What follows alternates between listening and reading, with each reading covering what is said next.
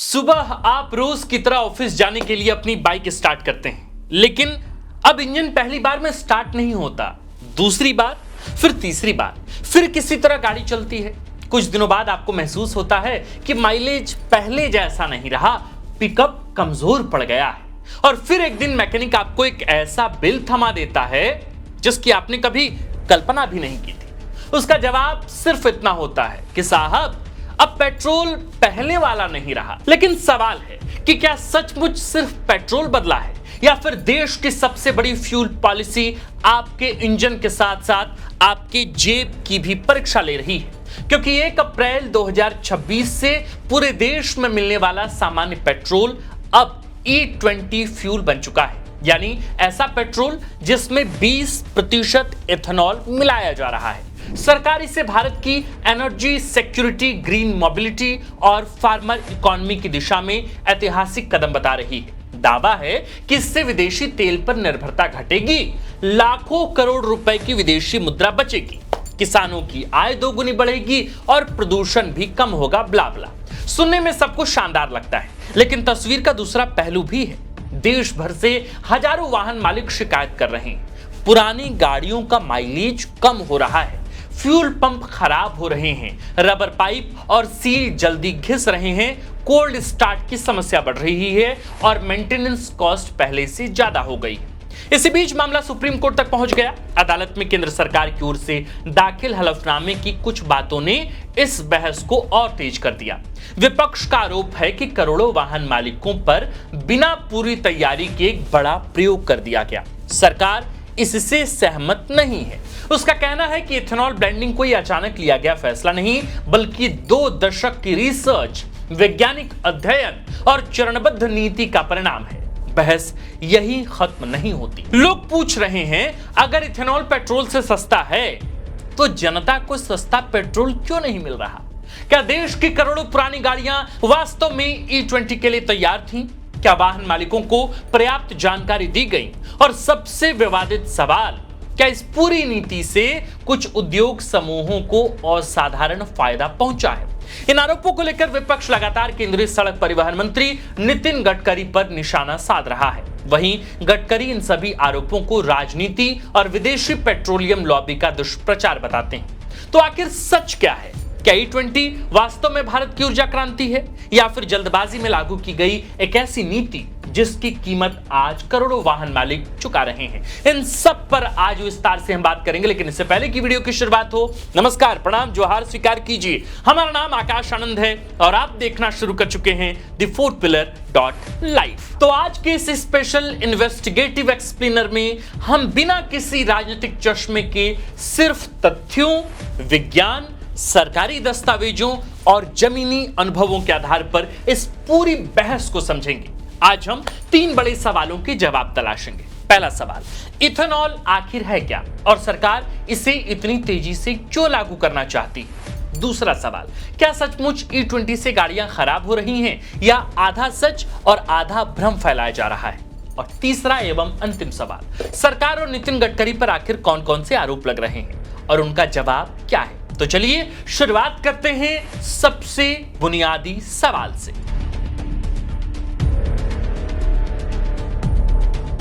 पूरी बहस को समझने के लिए सबसे पहले इथेनॉल को समझना जरूरी है। आसान भाषा में कहें तो इथेनॉल एक बायोफ्यूल यानी कि जैव ईंधन है। यह जमीन के नीचे से निकलने वाला पेट्रोल नहीं, बल्कि खेतों से आने वाला ईंधन है। गन्ने के रस, मक्का, टूटे हुए चावल और कुछ अन्य कृषि उत्पादों को वैज्ञानिक प्रक्रिया, फर्मेंटेशन और डिस्टिलेशन के जरिए इथेनॉल में बदला जाता है।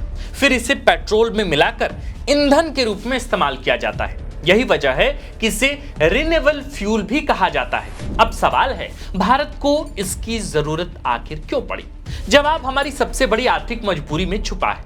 भारत दुनिया के सबसे बड़े तेल उपभोक्ताओं में शामिल है, लेकिन अपनी जरूरत का 85% से ज्यादा कच्चा तेल विदेशों से खरीदता है। जब अंतर्राष्ट्रीय बाजार में कच्चे तेल की कीमत बढ़ती है तो इसका सीधा असर भारत की अर्थव्यवस्था पर पड़ता है।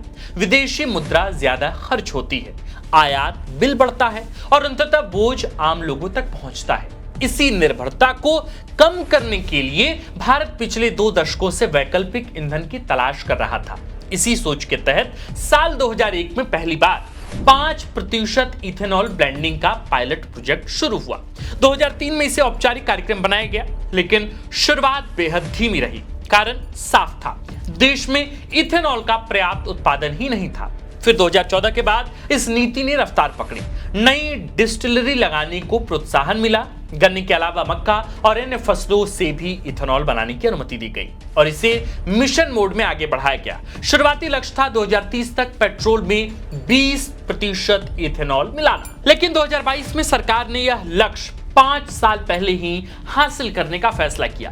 फरवरी 2023 में प्रधानमंत्री नरेंद्र मोदी ने बेंगलुरु से E20 फ्यूल लॉन्च किया। ऑटोमोबाइल कंपनियों से कहा गया कि वे E20 कंपैटिबल वाहन तैयार करें और अब 1 अप्रैल 2026 से E20 पूरे देश में सामान्य पेट्रोल बन चुका है। सरकार इस पूरी नीति के पीछे 3 बड़े तर्क देती है। पहला, ऊर्जा सुरक्षा। अगर देश खुद बायोफ्यूल बनाएगा तो विदेशी तेल पर निर्भरता कम होगी। सरकार का दावा है कि इथेनॉल ब्लेंडिंग की वजह से अब तक लाखों मीट्रिक टन कच्चे तेल का आयात टला है और विदेशी मुद्रा की बड़ी बचत हुई। दूसरा, किसानों की आमदनी बढ़ाना। सरकार का कहना है कि पहले गन्ना किसानों का भुगतान लंबे समय तक अटका रहता था। अब इथेनॉल इंडस्ट्री के बढ़ने से किसानों की फसलों के लिए एक नया बाजार तैयार हुआ है। गन्ने के साथ साथ मक्का और अन्य फसलों की मांग भी बढ़ रही है। तीसरा तर्क है कि यह पर्यावरण के अनुकूल है। सरकार और नीति आयोग का दावा है या कहना है कि इथेनॉल मिश्रित ईंधन से कार्बन इमिशन कम होता है और भारत अपने क्लाइमेट कमिटमेंट्स की दिशा में तेजी से आगे बढ़ सकता है। यानी कागज पर देखें तो ये नीति एक साथ कई समस्याओं का समाधान करती दिखाई देती है। तेल आयात कम होगा, किसानों को फायदा मिलेगा, प्रदूषण घटेगा और ऊर्जा सुरक्षा मजबूत होगी। लेकिन सरकारी नीतियों की असली परीक्षा फाइलों में नहीं होती, वह होती है सड़क पर दौड़ती उस बाइक में जिससे कोई नौकरी पर जाता है, उस टैक्सी में जिससे किसी का परिवार चलता है और उस किसान की मोटरसाइकिल में जो हर सुबह खेत तक पहुंचती है। यहीं से शुरू होता है सबसे बड़ा विवाद। क्या देश की करोड़ों पुरानी गाड़ियां वास्तव में E20 के लिए तैयार थीं? क्या शिकायतें वास्तविक हैं या फिर सोशल मीडिया ने डर को जरूरत से ज्यादा बढ़ा दिया है?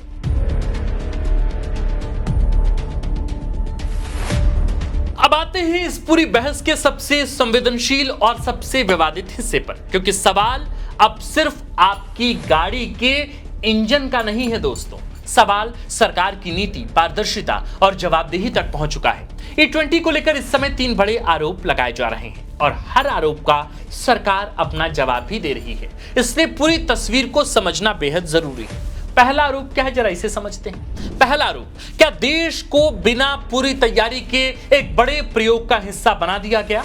विवाद तब और तेज हुआ जब सुप्रीम कोर्ट में दाखिल एक हलफनामे की कुछ बातों को लेकर विपक्ष ने सवाल उठाए।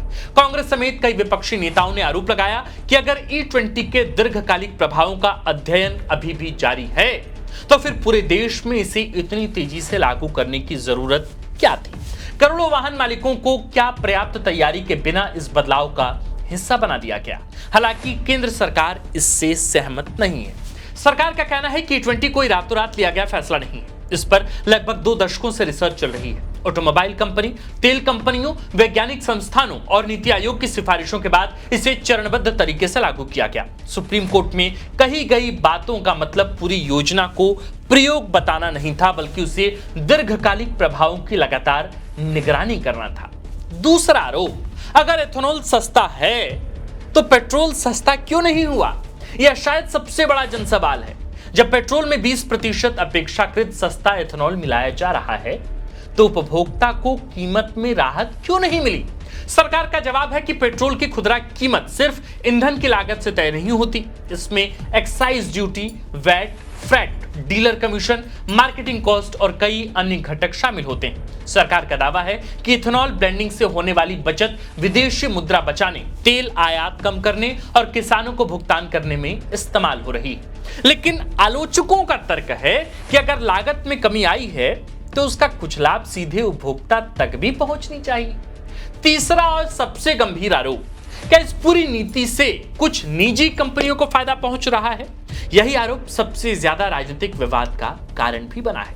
विपक्ष और सोशल मीडिया पर लगातार यह सवाल उठाया जा रहा है कि इथेनॉल उत्पादन बढ़ने से उन कंपनियों को आर्थिक लाभ मिला जिनका संबंध केंद्रीय सड़क परिवहन मंत्री नितिन गडकरी के परिवार से जोड़ा जाता है।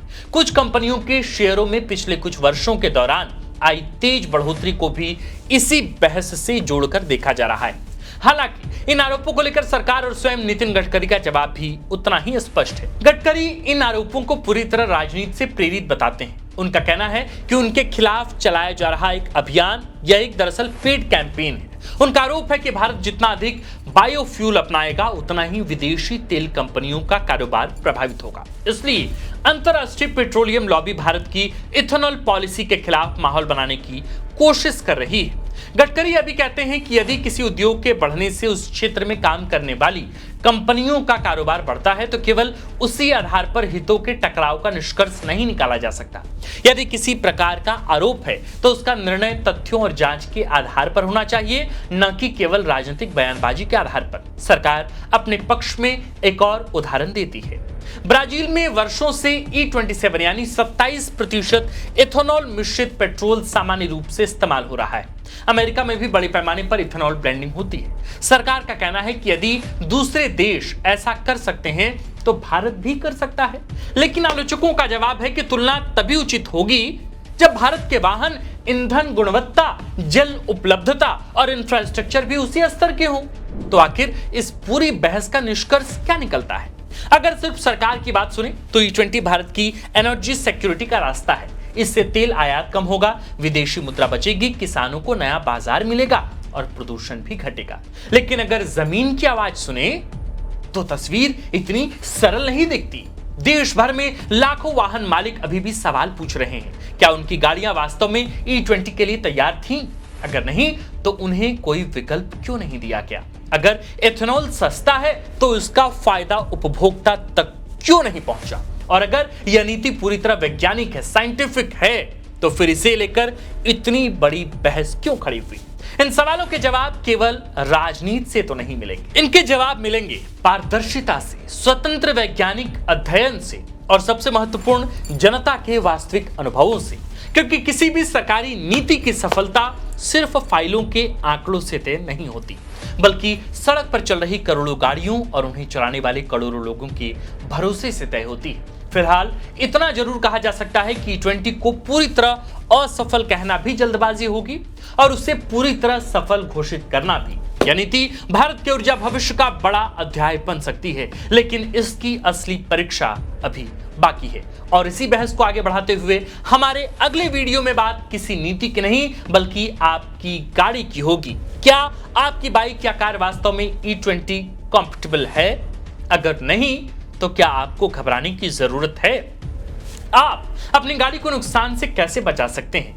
किन मॉडल्स में ज्यादा सावधानी बरतनी चाहिए और ऐसी कौन कौन सी छोटी छोटी गलतियां हैं जो आपकी गाड़ी का हजारों रुपए का नुकसान करा सकती हैं? इन सभी सवालों का जवाब हम अगली वीडियो में देंगे, बिल्कुल आसान भाषा में, तथ्यों के साथ और बिना किसी अफवाह के। अगर आपको यह इन्वेस्टिगेटिव एक्सप्लेनर उपयोगी लगा हो तो वीडियो को लाइक कीजिएगा, ज्यादा से ज्यादा लोगों तक शेयर कीजिएगा और अगर आपने अभी तक हमारे चैनल को सब्सक्राइब नहीं किया तो इस वीडियो को देखने के बाद आप इस चैनल को सब्सक्राइब कर लीजिए, क्योंकि हम लगातार इंफॉर्मेटिव कंटेंट लेकर आपके समक्ष आते रहे हैं और आगे भी आने की कोशिश रहेगी। इसलिए इथेनॉल ब्लेंडिंग को लेकर जो कुछ भी प्रॉब्लम थी, उसके टेक्निकल इश्यूज थे, उन तमाम मसलों को हम कोशिश करेंगे कि अगले एपिसोड्स में आसान भाषा में आप तक पूरी बात आसानी से पहुंचाई जा सके।